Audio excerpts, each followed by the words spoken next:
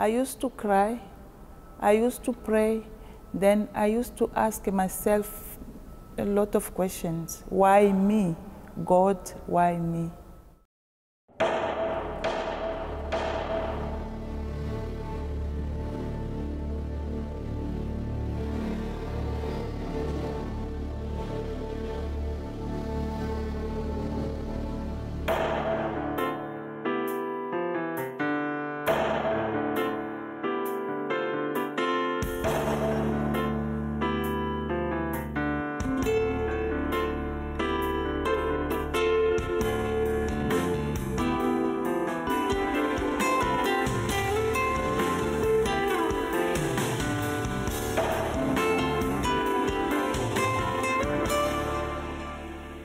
The first time I went to the gynae for the checkup, and the gynae told me that I had fibroids.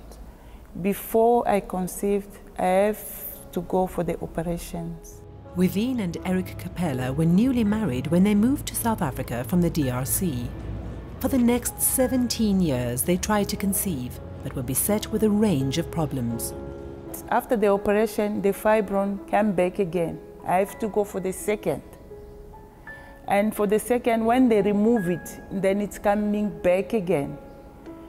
Then I told myself, I said, I give up. I have to only look at God and for God's miracle.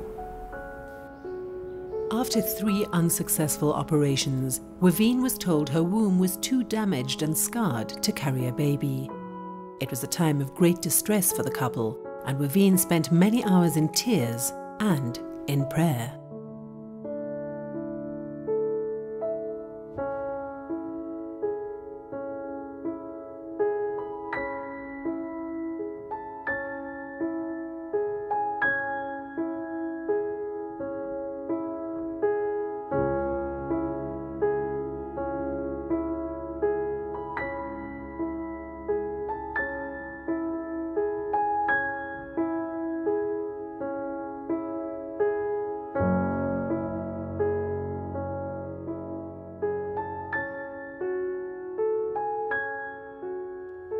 Sometimes I used to ask myself that maybe God doesn't hear me. Sometimes I used to lose hope. Then I used to come to church and cry and pray. Then after that, I could feel like someone was behind me and comfort me. I used to tell myself that there's only one doctor, the one who's going to do miracle to my life. That is God.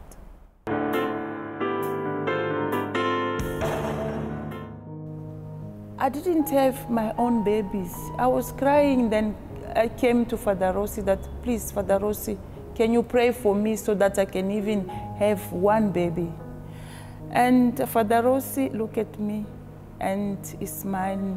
He told me that, Wivine, I know that God will bless you with babies and they will be beautiful. From that day, Wivine was no longer anxious and put all her trust in God, knowing that His will would be done.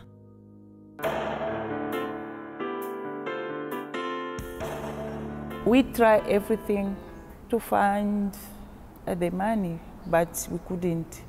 Until God blessed me with a work. I started working, then I started saving money bit by bit, until I went for the IVF.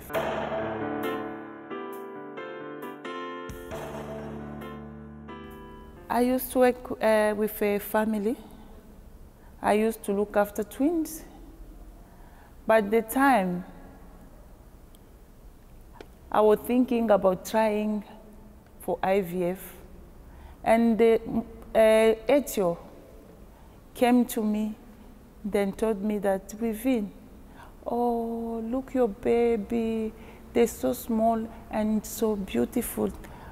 I was like, I'm not pregnant. Then I went to tell his granny that, hear what your grandson told me. And this granny told me that, you know what, kids, they are angels, they always see.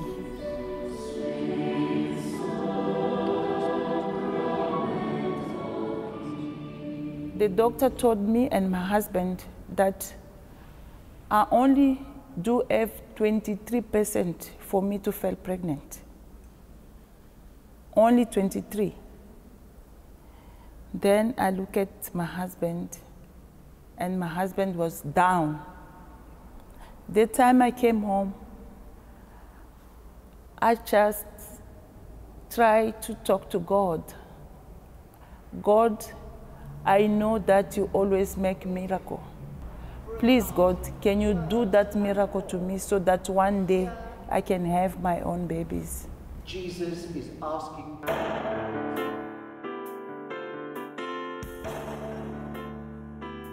I remember that day I cried, and my husband was down. He told me that he wants to go back home because he doesn't have kids. He doesn't see himself staying without children. He wants to go look after his sister's children.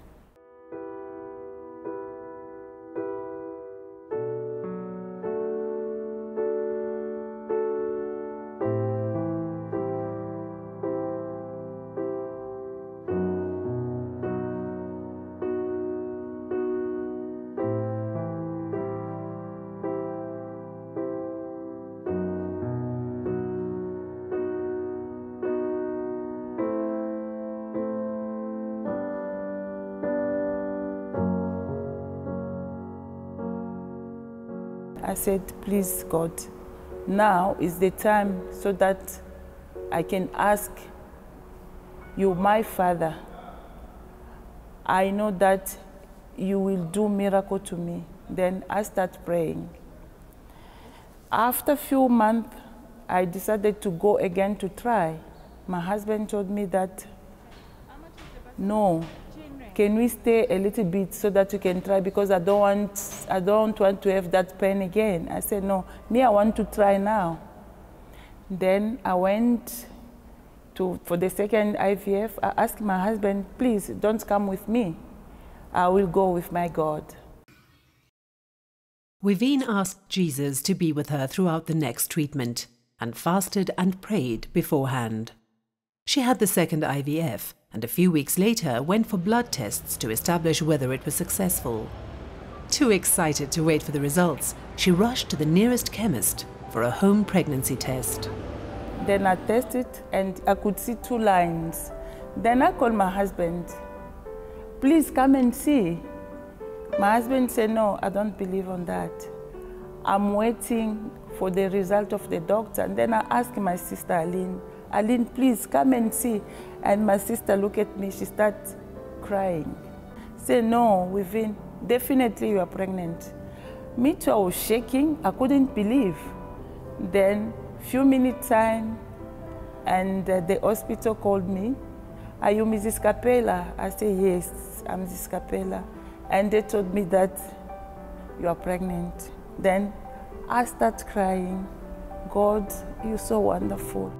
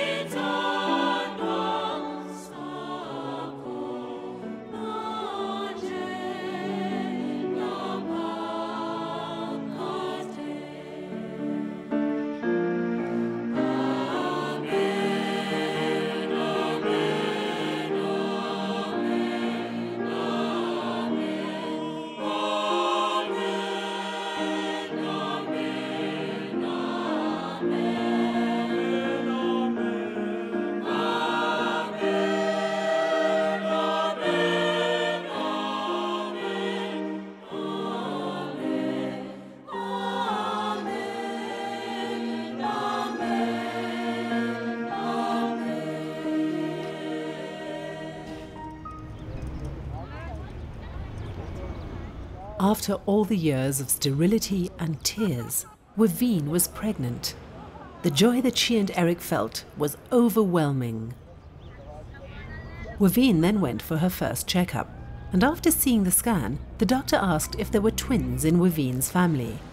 She told him there were twins in both her family and that of her husband's. Then the doctor told me that because I can see baby number 1, I can see like there's baby number 2. Then I was like, doctor, say yes, I can see there's baby number 3. I start crying and crying. Then I called my husband. I told him about the news. He couldn't believe. But the high of the wonderful news of the triplets did not last. Wivine had a very difficult pregnancy. Blood clots, high blood pressure, and worst of all, a high risk of miscarriage. She was strongly advised to terminate one of the triplets in order to save the other 2. After the checkup, I came to the church. I told my husband, you go home, me, I'm going to church. Then I came to church. I was only crying without saying anything.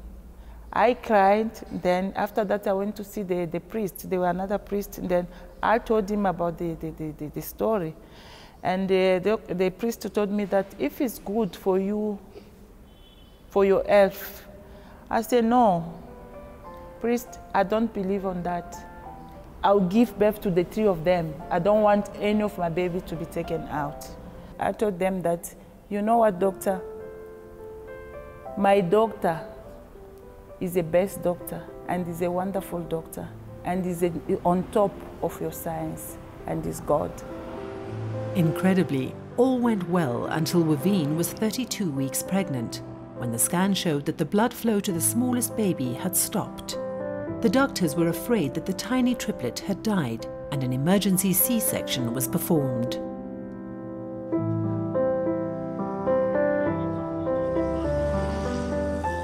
I trusted in God. You see, when you trusted in God, you know that God will be with you all your journey, because it was there, the beginning of my pregnancy until the end of the pregnancy. To everyone's delight and amazement, all 3 were born alive and completely normal, although they had to spend some time in incubators. Wivine and Eric named their precious offspring Grace, Faith, and Joy. Wait, there is one picture that came alive most. I think it's... Now it's Yes, Rona. Yes. Look, Imani. Look. And you just want the book. Oh. The brown dog. Boo, boo, boo. Orange. Blue teapot. Oh, that is Imani. Daddy, please, can you give it to Imani? Fura, yeah. Yeah. Which one is this one? The Dinosaur. dog, no, Fura want the dog. Yes, Fura want the dog. Woof, woof. Imani, can you count the dog? The dinosaur. Yes. For my baby to remember about what God did to me, then I have to give them this name. This one, his name is Neema, that means grace. And the second one, his name is Imani, that means faith. And the third one, his name is Fura, that means joy. Then I put it in one word, from God grace, our faith, me and my husband, and it brings joy in my house.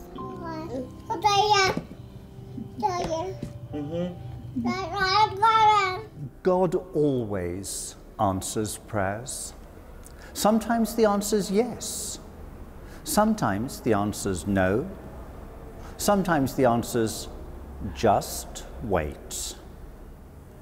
When the answer is yes, we're happy, we know where to go, it's clear that God is there, God has given us what we asked for, and in a simple way, all is well with the world.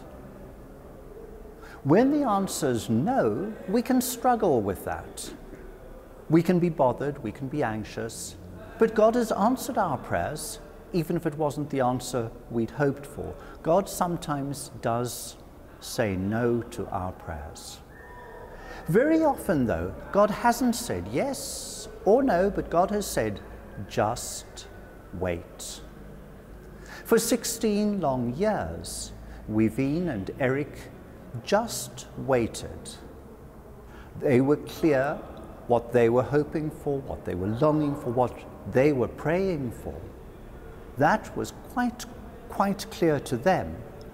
And they just waited, trusting in God.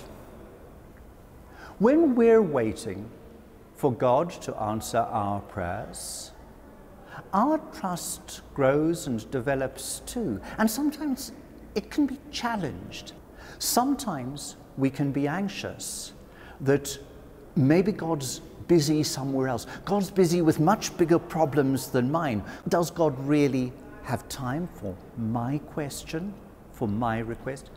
And God's inviting us just to trust and wait. We can be anxious, and yet, like Wivine and Eric, we know that if we just wait, God will answer. For 16 long years, they waited for their 3 little answers to prayer. Now they're waiting patiently for a place to take their 3 little treasures. A place with grass, with sun, with air, but they're waiting patiently at their traffic lights too. And we need to wait too, because God's got it all well under control. We hear in the letter to the Romans that all creation is eagerly expecting the birth in glory of the children of God. This story of children, of birth, is the answer to prayer, the answer to what Wivine and Eric longed for, hoped for so long. We know that our prayers too will be answered in God's own time if we just wait faithfully. We too will see that answer of faith and grace and joy. We all pray together. Lord our God, we pray for all who wait for children, who wait for homes, who wait for big things and for small, that they may always trust in you, that their lives may be filled with grace and faith and joy. Through Jesus, our brother. Amen.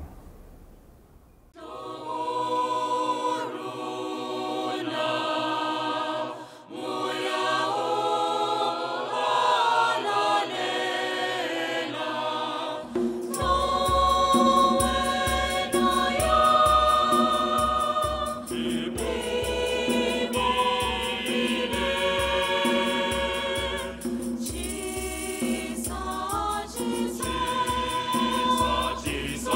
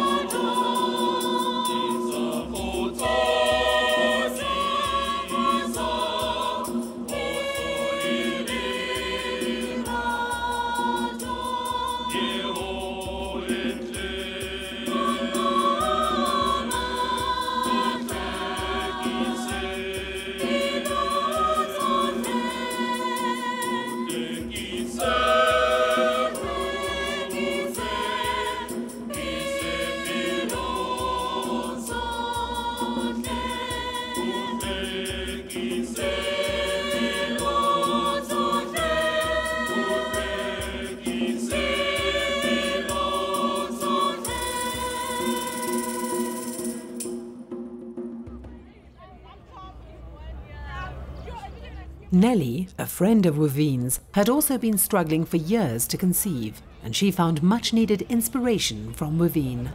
I met Wivine 2008. She helped me with English, but that time I didn't know to speak English.